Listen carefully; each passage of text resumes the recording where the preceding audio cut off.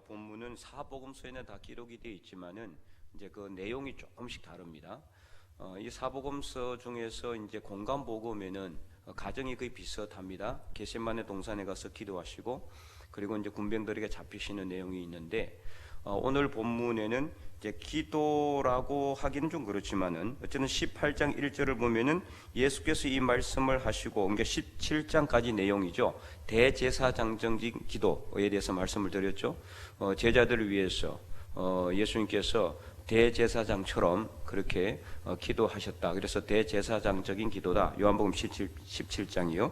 그 말씀을 하시고 나서 제자들과 함께 기도로운 시내 건너편으로 가시니 그곳에 동산이 있다. 이곳이 어디일까요? 이곳은 바로 겟세마네 동산으로 이제 알려져 있습니다. 겟세마네 동산, 이제 감람산이라고도 합니다. 감람산. 자주 예수님께서 평소에 제자들과 함께 그곳에 기도하러 가셨다는 것을 알 수가 있어요. 오늘 본문에도 그곳에 동산이 있는데 제자들과 함께 가셨고 2절에 그곳은 가끔 예수께서 제자들과 모이시는 곳이었다. 그러니까 자주 그곳에 모여서 제자들과 함께 이제 이야기도 하시고 또 말씀도 전하고 복음도 전하고 그 다음에 함께 기도도 하셨던 곳, 바로 그곳이 이제 감람산이라고 하는 이 겟세마네 동산이다.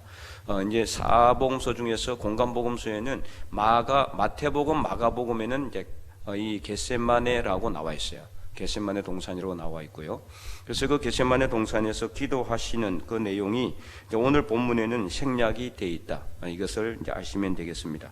그래서 이 겟세마네 동산에서 기도하시고 나서 유다가 이제 군병들을 데리고 오는 거죠. 그 내용이 이제 다른 복음서에는 이제 기록이 되어 있습니다.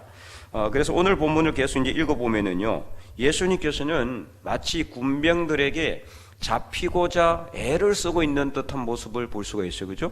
얼마든지 피할 수 있잖아요. 예수님의 능력이면은 얼마든지 피해 갈 수도 있고 그 다음에 잡히시지 않도록 하실 수도 있었는데도 불구하고 예수님은 어떻게 합니까? 누구를 찾느냐? 먼저 물어요. 묻지 않아도 될 일을 먼저 군병들에게 너희가 누구를 찾느냐? 몰라서 물었겠습니까? 어떻게 왜 물은 거죠? 예수님이 자신을 드러내기 위해서 물은 거예요. 내가 예수라는 것을 알려주기 위해서. 그래서 너희가 누구를 찾느냐? 우리가 나사렛 예수를 찾는다. 내가 그다. 내가 바로 나사렛 예수다. 그러니까 잡으라는 거죠, 예수님께서. 그러니까 이 군병들이 어떻게 합니까? 놀래서 엎드려지요. 그러니까 또다시 예수님께서 너희가 누구를 찾느냐? 나사렛 예수다. 내가 그다. 이게 두 번을 반복하고 있는 것을 알 수가 있죠. 이것을 통해서 무엇을 할 수 있느냐? 예수님은 자신을 계속해서 드러내고 있다. 드러내고 계신다.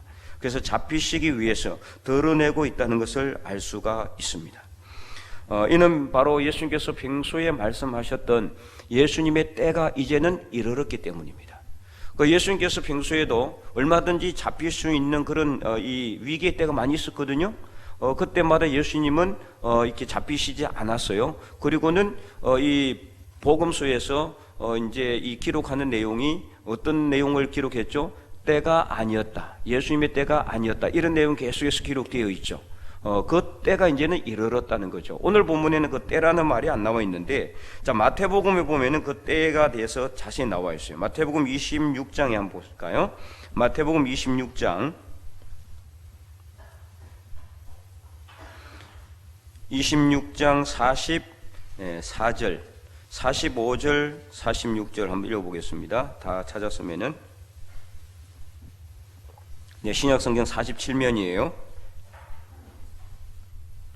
44절에서 46절, 마태복음 26장 44절에서 46절 함께 읽어보겠습니다. 또 그들을 두시고 나아가 세 번째 같은 말씀으로 기도하신 후 이에 제자들에게 오사 이르시되 이제는 자고 쉬라. 보라, 때가 가까이 왔으니 인자가 죄인의 손에 팔리느니라. 일어나라, 함께 가자. 보라, 나를 파는 자가 가까이 왔느니라. 그리고는 잡히신 거예요. 그 다음 내용이 이제 잡히시는 내용이 나와요. 그러니까 여기서 무슨 말씀이 나옵니까? 45절, 때가 가까이 왔다. 어떤 때입니까? 예수님께서 이제 잡히시는 때라고 보시면 되겠고, 예수님께서 자신을 드러낼 때란 말이에요. 자신을 드러낼 때, 그 때가 이제 왔다는 거죠. 그래서 드러내서 오늘 본문에 잡히시고 있는 내용이 이제 기록되고 있는 것을 볼 수가 있습니다. 바로 자신의 때가 왔다. 그 때는 어떤 때입니까? 자신을 드러내는 때입니다. 담대하게 자신을 드러내고 잡아가라고 예수님께서 이렇게 두 손을 내밀고 있는 그런 모습을 우리가 상상할 수가 있는 거죠. 이것은 사실은 쉽지 않은 거죠. 지금 예수님께서 잡히면은 바로 죽는 겁니다. 그죠? 잡히면 바로 십자가에 못 박혀서 죽을 그 길을 예수님은 분명히 알고 있으면서도 자신을 드러내고 있는 거죠. 우리가 예수님의 이 드러냄의 영성을 볼 때 우리 삶을 돌아보기를 원하는데, 오늘 우리는 어떻습니까? 우리는 예수님을 믿는다고 하면서 과연 우리는 우리 자신을 잘 드러내고 있는지, 아니면은 아무도 내가 교회 다니는 거 모르고 있지는 않는지, 저 사람도 교회 다니나 이런 이야기를 할 정도로 평소에 전혀 나를 드러내지 않고 있지는 않는지. 교회 다니는 것을 직장 다니는 사람들이나 아니면은 어떤 사람은 이 가족들조차도 모르는 사람들도 있어요.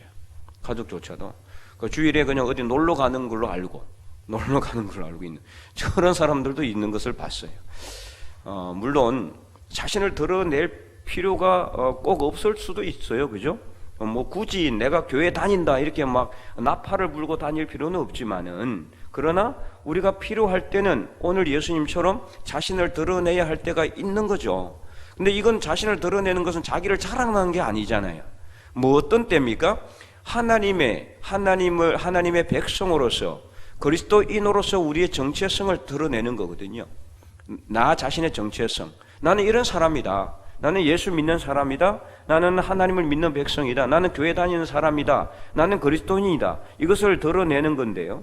이것을 드러내기 싫어하는 것은 왜 드러내기 싫어할까요? 그것은 이제 만약에 그것을 드러냄으로 인해서 혹시라도 나에게 어떤 불이익이 있을 수도 있는 그런 경우도 있을 수가 있는 거죠. 그래서 사실 쉬운 일은 아닙니다. 자신을 막 드러내는 것 자체가. 여전히 이제 옛날처럼 우리가 교회 다닌다고 해서 집에서 교회 다니면은 집에서 가둬놓고 막 다리 뭉덩이 부르뜨린다든지 이러지는 않잖아요. 이러지는 않지만은 여전히 그래도 교회 다니는 사람에 대해서 이제 별로 안 좋아하는 사람들도 많이 있어요. 교회 다니는 것 자체에 대해서 별로 안 좋아하고, 교인들에 대해서, 교회에 대해서도 상당히 반감을 가지고 있는 사람들도 있기 때문에 어떤 그런 사람들과 엮여서 어떤 관계를 가지고 어떤 사업을 한다든가 아니면 일을 한다거나 아니면은 어떤 동업을 할 경우에 드러내고 싶지 않을 수도 있을 수도 있죠. 여러분 어떻습니까? 여러분들 혹시 직장 다니는 분들이라면은 담대하게 여러분 자신을 드러내고 있습니까? 저는 그렇게 할 거라고 믿고 있지만은, 만약에 그러지 못한다 그러면은 오늘 말씀을 통해서 예수님의 드러내는 영성, 이것을 우리가 잘 배울 수 있기를 바랍니다. 그래서 나 자신을 일부러 이렇게 막 자랑하면서, 야 나는 교회 다닌다 막 이렇게 자랑하면서 나팔을 불 필요는 없지만은, 그러나 필요할 때 우리가 신앙의 정체성을 드러낼 필요가 있다라는 거죠.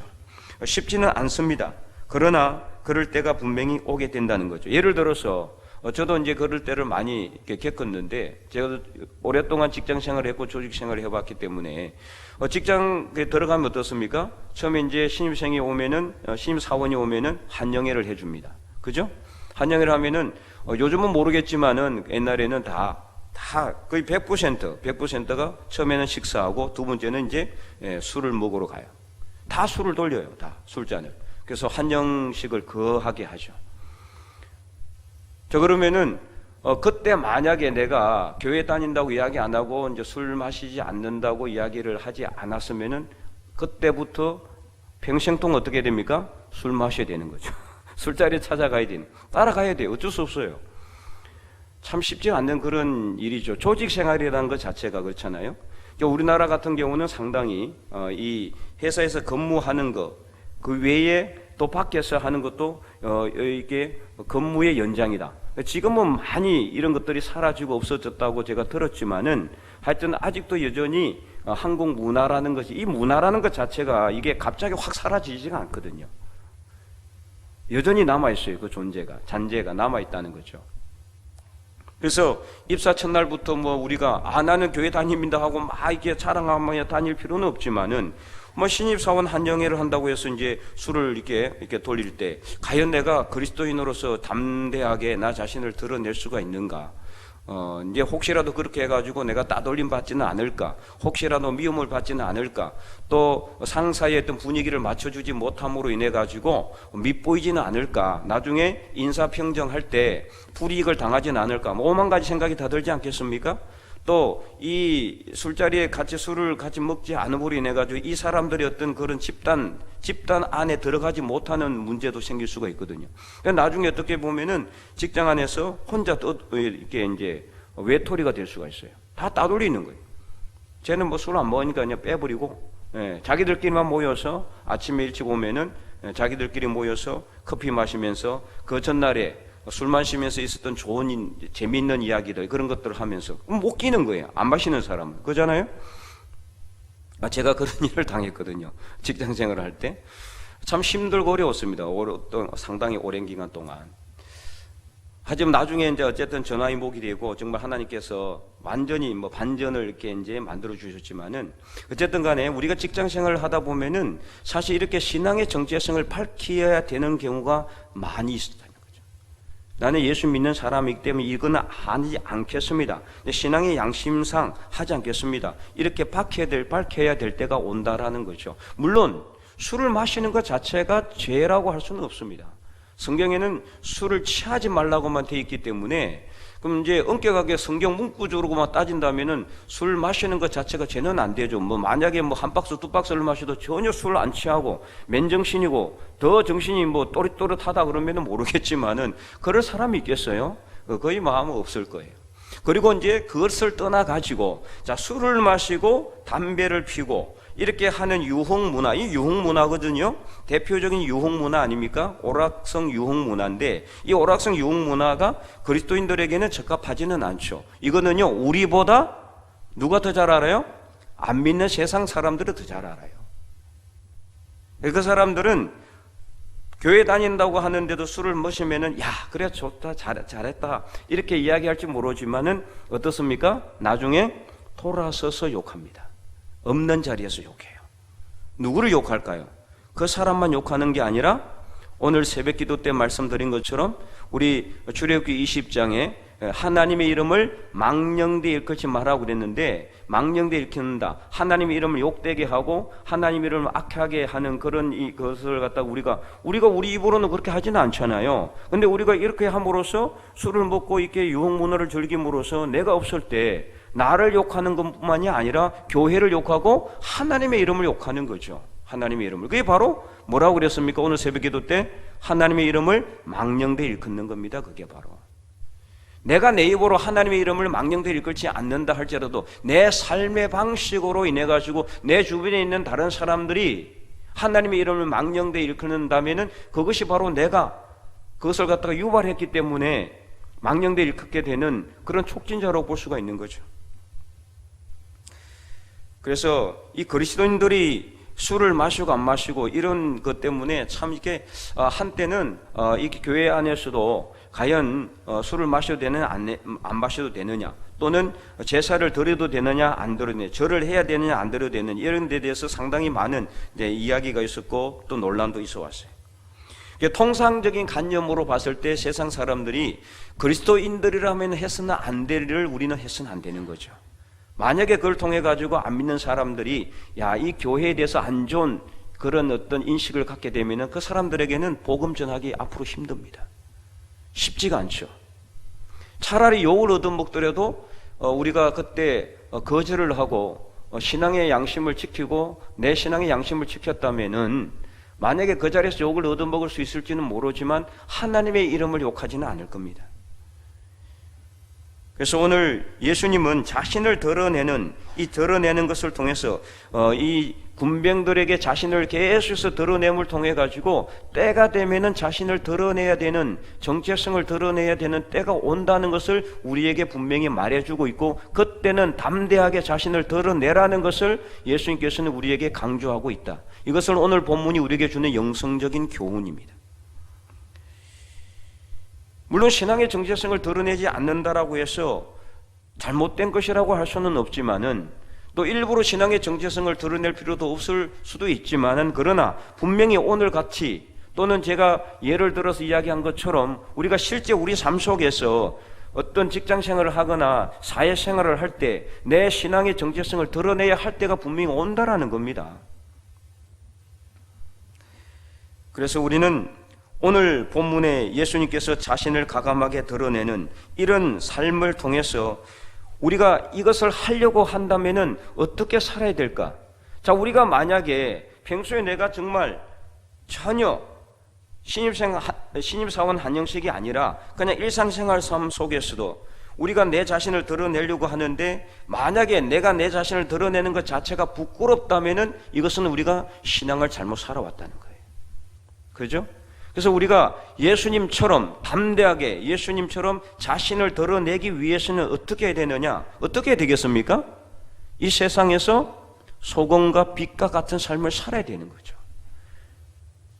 주변에 선한 영향력을 끼쳐야 되는 거죠. 만약에 내가 내 자신의 정체성을 드러내지 않았다면은 아무리 내가 선한 일을 많이 하고 착한 일을 많이 하고 주변에 선한 영향을 끼쳐도 하나님께는 전혀 영광이 되지 않는 거죠. 안 그렇습니까? 그 영광은 다 누가 얻게 됩니까? 내 자신이 얻게 되는 거예요.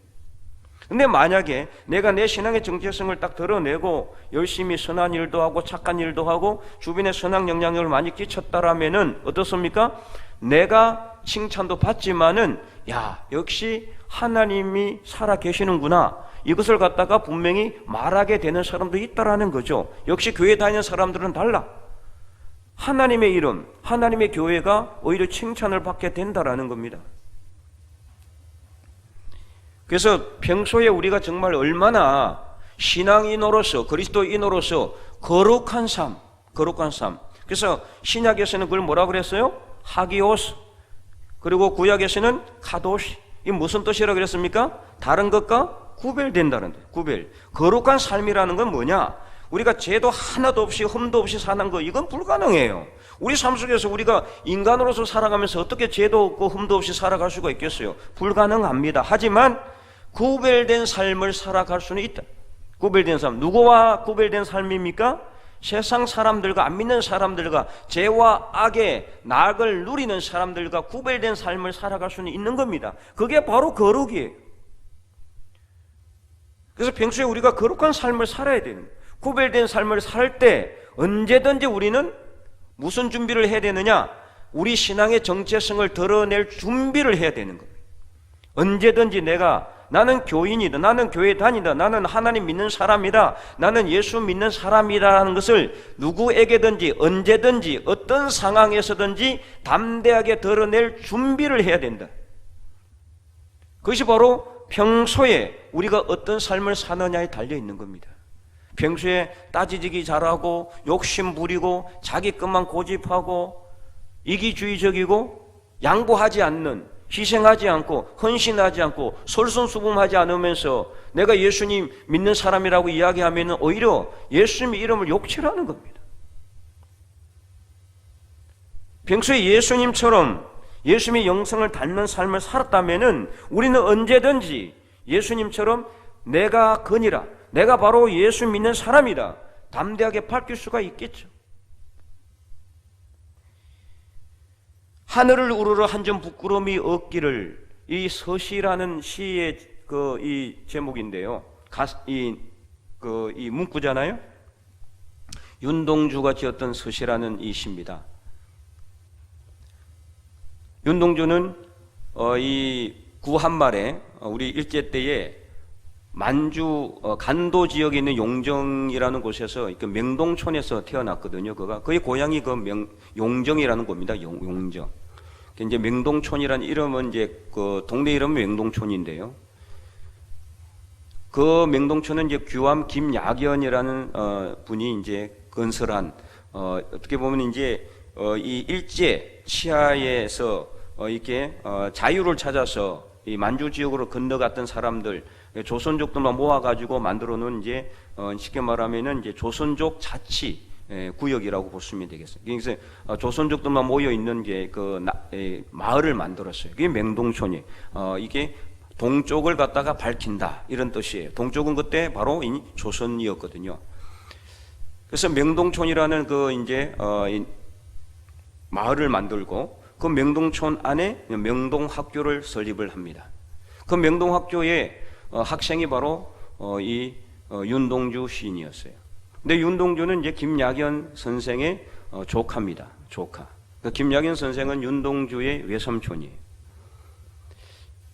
근데 이제 김약연 선생은 나중에 복음을 듣고 목사가 돼요. 신학을 공부하고 그래서 명동교회를 갖다가 설립을 하고 거기서 담임 목사가 됩니다. 그 규암 김약연 선생의 이제 모토가 뭐냐? 그는 죽을 때 유언을 남기라고 제자들이 그에게 이제 이렇게 했을 때 제자들과 그의 자녀들이 다 모여가지고 아버지 목사님 유언이 무엇입니까? 그때 그 규암 김약연 선생은 나의 유언은 바로 내 삶이다 그렇게 이야기했어요.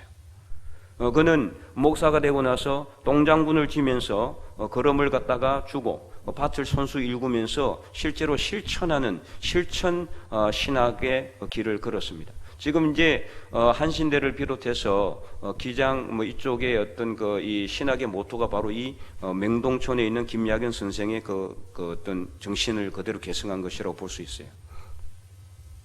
그의 이 생질이었고 그리고 그의 제자였던 이 윤동주 시인이 하늘을 향해서 내가 한 점 부끄러움이 없기를 원한다라고 그렇게 했을 때 그의 마음을 오늘 우리가 생각할 때 그는 자신을 얼마든지 숨길 수도 있었고 자신을 얼마든지 드러내지 않을 수도 있었지만은 그는 수없이 많은 저항시를 썼어요. 당시에 일제 치하의 그 어떤 불합리한 잘못된 그런 구조와 그런 어떤 조직과 그런 어떤 시스템에 대해서 그는 시로서 저항했다라는 거죠.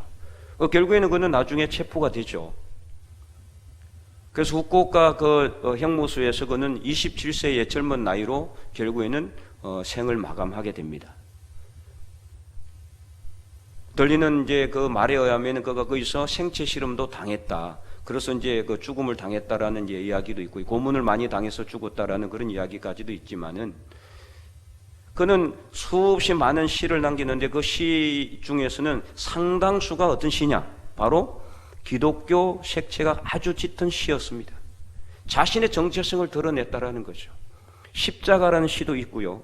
참회록이라는 시도 있어요.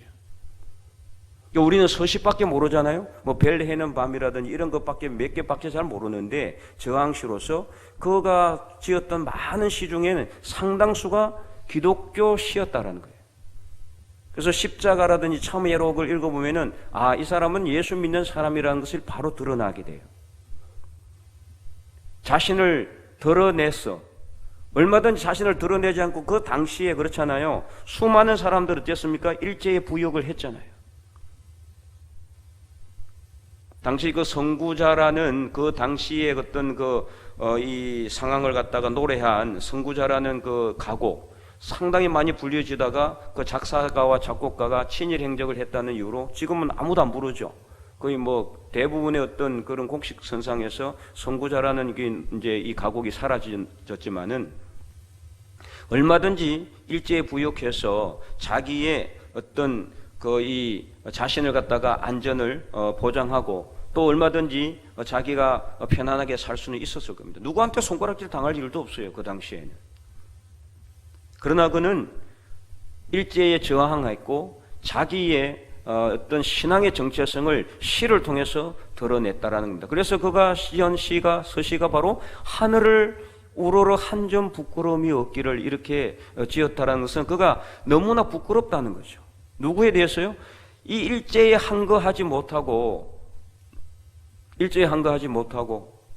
총을 들고 나가지 못하고 칼을 들고 나가지 못하는 자신의 어떤 연약함에 대해서 부끄러워하지 않았을까? 오늘 우리는 얼마나 우리 자신의 정체성을 이 세상에 드러내고 있습니까? 내가 예수 믿는 사람으로서 정말 한 점 부끄러움이 없는 삶을 살아가고 있지는 못할지언정 정말 나는 예수 믿는 사람으로서 세상과 구별된 삶을 살겠노라고 다짐하는 그것이 바로 신앙의 정체성을 드러내는 겁니다. 내가 신앙의 정체성을 드러내는 그 순간 우리는 절대로 세상 사람들에게 죄와 악의 모습을 보여줄 수는 없는 거 아닙니까? 내가 교회 다닌다고 하면서도 술 먹고 담배 필 수는 없지 않아요? 내가 교회 다닌다고 하면서도 죄의 길을 갈 수는 없지 않습니까? 그렇기 때문에 우리가 신앙의 정체성을 드러낸 것 자체가 사실 아까도 얘기했지만 두려워할 일일 수밖에 없어요. 왜냐하면 그때부터 우리는 오직 예수 믿는 사람처럼 행동해야 하니까, 구별된 삶을 살아야 하니까.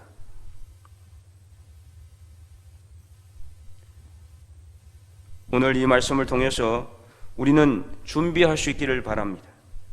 어떤 준비입니까? 언제라도 우리 자신을 하나님 앞에서, 세상 사람들 앞에서 담대하게 드러낼 수 있는 준비, 예수 믿는 사람으로서 우리의 신앙의 정체성을 드러낼 수 있는 준비, 이미 드러낼 수 있다면은 더 열심히 신앙의 삶을 살기로 결단할 수 있는 준비, 그 준비를 우리는 해나가야 된다는 거죠. 그래서 안 믿는 사람들로 하여금 믿는 사람들이 역시 다르다라는 인식을 줄 수 있어야 되는 겁니다.